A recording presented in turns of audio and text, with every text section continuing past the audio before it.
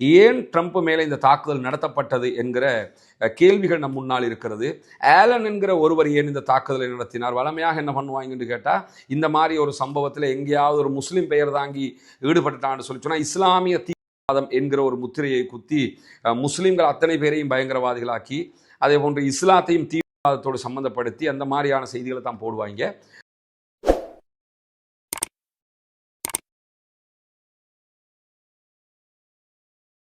அன்றைக்கினிய சகோதர சகோதரிகளை நம் அனைவர் மீதும் ஏக இறைவனுடைய அமைதியும் கருணையும் உண்டாகட்டுமாக என்கிற உயரிய பிரார்த்தனைகளோடு ஒரு முக்கியமான செய்தி தொடர்பான விவரங்களைத்தான் நம்ம இந்த வீடியோவில் தெரிஞ்சு கொள்ள இருக்கிறோம். அது என்னன்னு சொன்னால், பரபரப்பாக உலகம் முழுவதும் தற்போது பிரேக்கிங் நியூஸாக பேசப்படக்கூடிய செய்தி, அமெரிக்க அதிபர் டொனால்ட் ட்ரம்ப் அவர்கள் பங்கு கொண்ட ஒரு நிகழ்வில் துப்பாக்கிச்சூடு நடத்தப்பட்டிருக்கிறது. அமெரிக்க அதிபர் எவ்விதமான காயங்களும் இன்றி உயிர் தப்பி இருக்கிறார் என்கிற செய்திகளும் அது தொடர்பான வீடியோக்களும் தற்போது வெளியாகி இருக்கிறது. குறிப்பாக நேற்று இரவு வாஷிங்டன் டிசியில் இருக்கக்கூடிய ஹில்டன் ஹோட்டலில் அமெரிக்க அதிபர் டொனால்ட் ட்ரம்ப் பத்திரிகையாளர்களை சந்தித்து ஒரு பேச்சுவார்த்தை நடத்தி கொண்டிருந்தார்.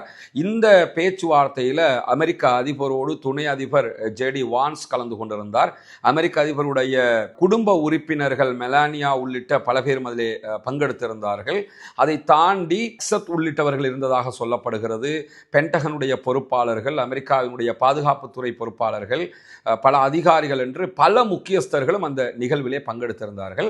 இந்த நிகழ்வு நடந்து கொண்டிருக்கும் போதுதான் குறித்த துப்பாக்கிச்சூடு நடத்தப்பட்டிருக்கிறது. துப்பாக்கிச்சூடு நடத்தப்படும் போது அமெரிக்க அதிபர் டொனால்ட் ட்ரம்ப் தன்னுடைய உதவியாளர் ஒருவரோடு பேசிக் கொண்டிருக்கிறார். பேசிக் கொண்டிருக்கும் போதுதான் திடீர்னு ஒரு பரபரப்பான சூழல் உருவாகிறது. அனைவரும் ஓடுறாங்க. குறிப்பாக ஜேடி வான்ஸை காப்பாற்றிக்கிட்டு ஒரு தரப்பு வெளியில ஓடிட்டாங்க. இதெல்லாம் நடந்து கொண்டிருக்கும் போது அமெரிக்க அதிபருக்கு என்ன நடக்கிறது என்பதை தெரிந்து கொள்வதற்கு முன்பதாகத்தான் இந்த சூழல் ஒரு பரபரப்பான சூழலாக மாற்றப்படும் போதுதான் ஏதோ சம்திங் நடந்திருக்கிறது என்று சொல்லும்போது அவங்களுடைய சீக்ரெட் ஏஜென்சி முன்னாடி பாஞ்சி வர்றாங்க. டேபிள்கள் எல்லாம் பாஞ்சிக்கிட்டு முன்னாடி வர்றாங்க.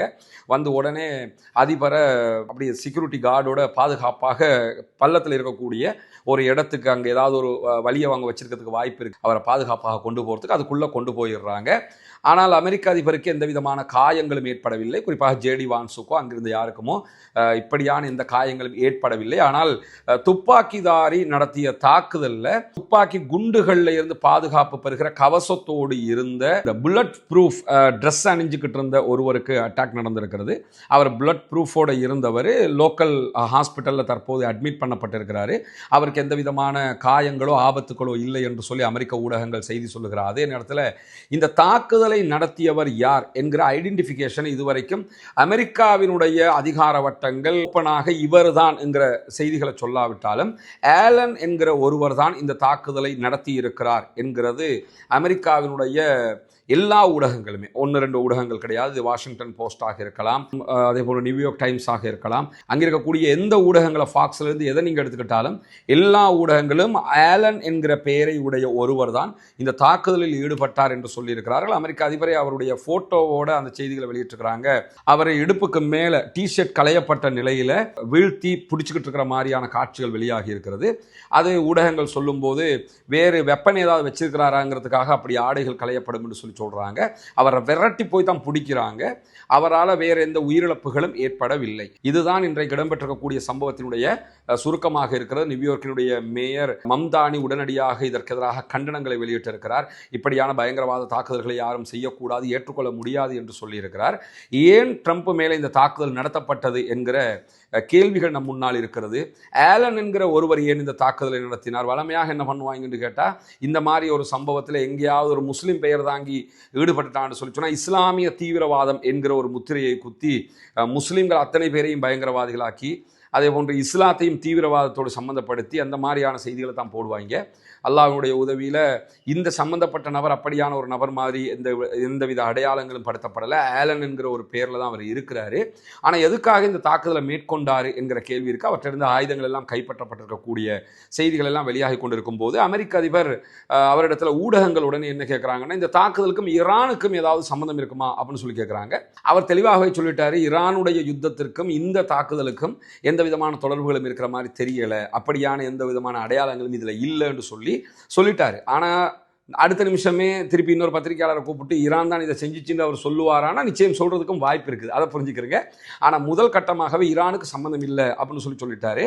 ஆனால் நம்ம ஏற்கனவே இந்த காசா தொடர்பான ஈரானுடைய அப்டேட்டுகள் தந்துக்கிட்டு இருக்கும்போது ஒரு 3-4 நாட்களுக்கு முன்பதாக நம்ம பேசும்போதே ஒரு செய்தியை சொல்லியிருந்தோம். என்னென்னு கேட்டால், அமெரிக்க அதிபருடைய லெபனான் விஷயத்தில் அவருடைய இந்த ஈரானுடைய வார உடனடியாக நிறுத்துவோம் என்று சொன்ன ஒரு இடத்துக்கு வந்தது, மீண்டும் யுத்தத்துக்கு போகக்கூடாதுன்னு இஸ்ரேலை தடுக்கிறது, லெபனானில் நீங்கள் குறிப்பாக அட்டாக் பண்ணக்கூடாதுன்னு இஸ்ரேலை தடுக்கிறது எல்லாம் அமெரிக்க அதிபரை இன்னொரு பக்கம் ஜான் எஃப் கென்னடி அளவுக்கு கொண்டு போய் விட்டுருமோ என்கிற சந்தேகங்கள் எல்லாம் சர்வதேச மட்டத்தில் எழுப்பப்படக்கூடிய சந்தேகங்களாக மாறி இருக்கிறது. காரணம்னா, ஜான் எஃப் கென்னடி என்றைக்கு ஜூவிஸுக்கு எதிராக, ஜூவிஸ் லாபிக்கு எதிராக பேச ஆரம்பித்தாரோ, இந்த யூதர்களுக்கு எதிராக முடிவுகளை எடுக்க ஆரம்பித்தாரோ, அன்னைக்கு அவருடைய கடைசி காலகட்டம்ங்கிற விதமாக நடந்து முடிஞ்சதை நம்ம பார்த்துருக்கிறோம். அதே மாதிரி இப்பொழுது எதை சொன்னாலும் நெத்தனியாகு சொல்கிறதை எல்லாம் கேட்கக்கூடிய டொனால்ட் ட்ரம்ப்பு லெபனானுக்கு நீங்கள் அட்டாக் பண்ணக்கூடாது, ப்ளஸ்ஸு ஈரானுடைய வாரை நாங்கள் நிறுத்துகிறோம் அப்படின்னு சொல்லியிருக்கிறாரு. இது நெத்தனியாகுக்கு பலத்த பின்னடைவாக மாறி இருக்குதுன்னு நமக்கு தெரியும். ஏன்னா அவருக்கு தேர்தலுக்கு போக முடியாது, காசா ஓரில் தோத்துட்டாரு, அதே மாதிரி ஈரான் ஓரில் 2 தடவை தோத்துட்டாங்க. இப்போ நடந்திருக்கக்கூடிய லெபனானுடைய ஓர்லையும் ஹிஸ்புல்லாக்களை ஜெயிக்க முடியாத ஒரு இக்கட்டான சூழ்நிலைக்கு இஸ்ரேல் தள்ளப்பட்டிருக்கிறாங்க. இப்போ உடனடியாக அவங்க ஒன்றும் லெபனானோட யுத்தம் பண்ணி நாங்கள் வெற்றி பெற்றுட்டோம்னு ஏதாவது சொன்னால் தான் அவங்க தேர்தலில் ஜெயிக்க முடியும் என்கிற இக்கட்டெல்லாம் அவங்களுக்கு இருக்கிறதுனால அடுத்து என்ன பண்ணுவாங்கங்கிற கேள்வி இருக்குது. அந்த வகையில் தான் ஜான் எஃப் கென்னடிக்கு ஏற்பட்டது, அமெரிக்க அதிபர் டொனால்ட் ட்ரம்ப்புக்கு ஏற்பட்டுவிடக்கூடாது என்கிற அச்சங்கள் எல்லாம் உலகம் முழுவதும் இருக்கக்கூடிய சூழலில் திடீரென நேற்றிரவு இப்படியான ஒரு அசம்பாவிதம் நடைபெற்றிருக்கிறது. இந்த மாதிரி அசம்பாவிதம் ஆயுதத்தை கையில் எடுத்து அநியாயமாக டொனால்ட் ட்ரம்ப் ஈரானில் செஞ்சாலும் குத்தம் தான், டொனால்ட் ட்ரம்ப்புக்கு எதிராக எவன் செஞ்சாலும் குற்றம் தான். அதை யாருமே பண்ணக்கூடாது. தீவிரவாதங்கள் ஒழிய வேண்டும், பயங்கரவாதங்கள் இல்லாதொழிக்கப்பட வேண்டும், இந்த ஆயுத கலாச்சாரமே இல்லாதொழிக்கப்பட வேண்டும் என்கிற ஒரு திடமான மனோநிலையிலையும் ஸ்டாண்ட்லையும் நம்ம இருக்கணும். ஆனால் இந்த தாக்குதலுக்கும் ஈரானுக்குமோ இந்த தாக்குதலுக்கும் வேறு விதமான இஸ்லாமிய சாயம் பூசுவதற்கோ எந்த இடங்களும் இல்லை என்பது தெளிவாக தெரிகிறது. அமெரிக்க அதிபரும் அதை சொல்லியிருக்கிறாரு. ஆனால் அடுத்தடுத்த செய்திகள் வெளிவரும்போது தான் நம்ம இதை பற்றி தெரிந்து கொள்ள முடியும். எது எப்படி போனாலும் அமெரிக்க அதிபர் எந்த விதமான காயங்களும் இல்லாமல் தப்பி இருக்கிறார். அட்டாக் நடக்கும்போது ஜேடி வான்ஸ் தான் உடனடியாக அந்த ஏரியாவில் இருக்கிற மாதிரி தெரியுது. அவர் உடனே பாதுகாத்து ரிட்டர்ன் கொண்டு போயிடுறாங்க.